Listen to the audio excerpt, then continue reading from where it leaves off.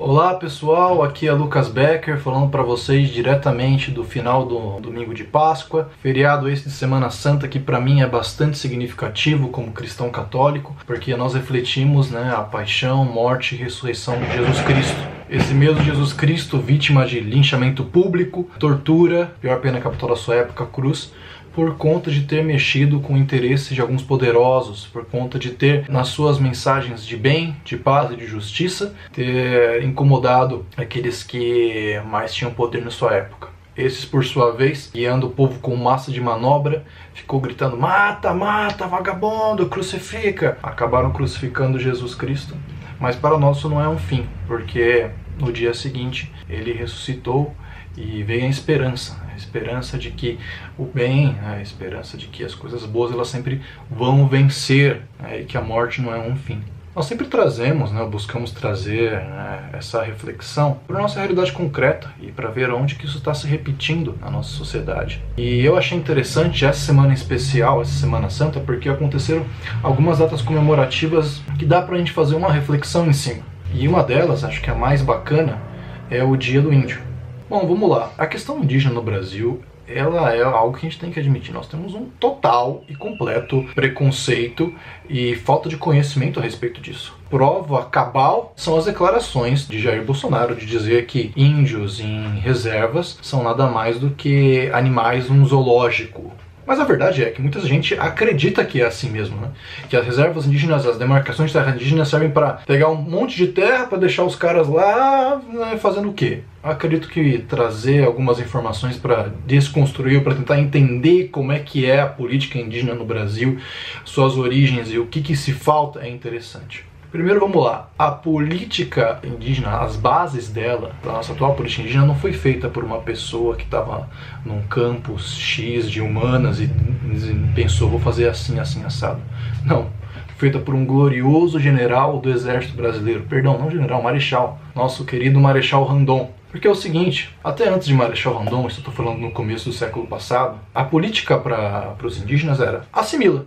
Simplesmente vai, acaba com a aldeia, coloca o cara para trabalhar para a gente, se der, acabou. O problema é, isso daí gerava vários conflitos e isso empacou esse tipo de política, inclusive o avanço do contato entre centros urbanos e interior do Brasil, porque havia grandes atritos entre populações indígenas e a população do mundo dito civilizado. O Marechal Randon, ele recebeu do recém-governo republicano da República Velha a missão de instalar telégrafos no interior do Amazonas, linhas de telégrafos, e do Mato Grosso do Sul. Bom, na verdade, o estado do Mato Grosso do Sul não existia ainda, era o mesmo estado. Marechal Randon, então, ele começou a fazer suas andanças, instalar essas estações de telégrafo e percebeu que ele não seria bem sucedido de forma nenhuma se ele não tivesse a colaboração da população local. E a população local eram basicamente indígenas. Então ele criou uma maneira bastante pragmática de ter o apoio das populações. Primeiro, com um lema, que é morrer se preciso, matar jamais. Então o Marechal Randon, com muito respeito, entrava nas aldeias, tentava explicar para a população local o que estava sendo feito ali e pedir apoio. E os indígenas entendiam a necessidade de defesa nacional, de integração, através de uma mensagem didática, e o ajudavam. Ao passo que ele foi extremamente bem sucedido.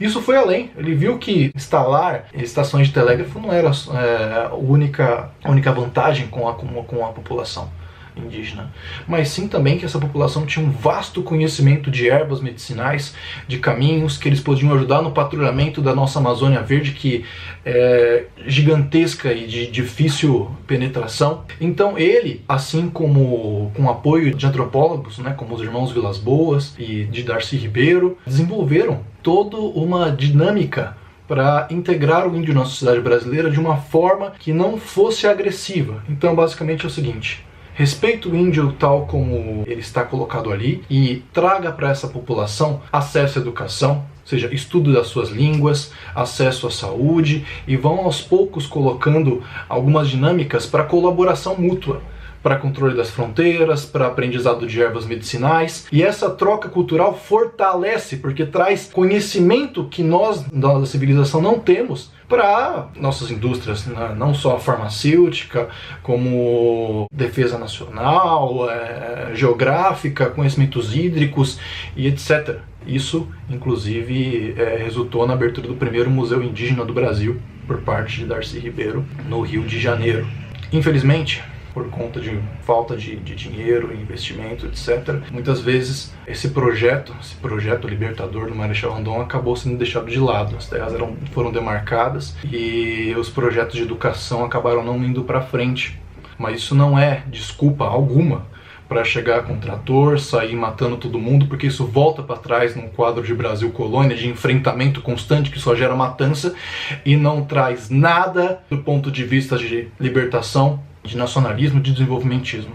E digo mais, o estrangeiro, quando ele quer um conhecimento de uma erva nova, de alguma coisa, ele sabe que indígena ele procurar. Enquanto nós brasileiros estamos abandonando essa força. Para finalizar, outras duas datas interessantes que nos trazem a esperança de que dias melhores podem vir.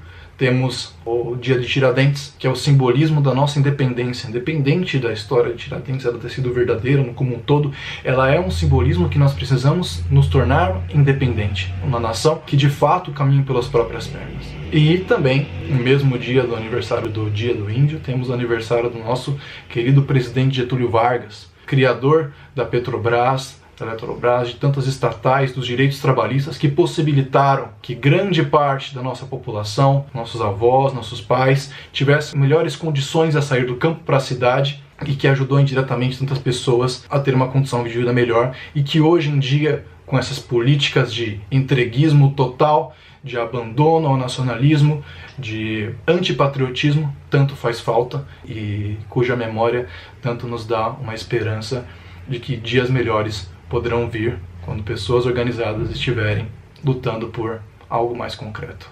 Um grande abraço a todos.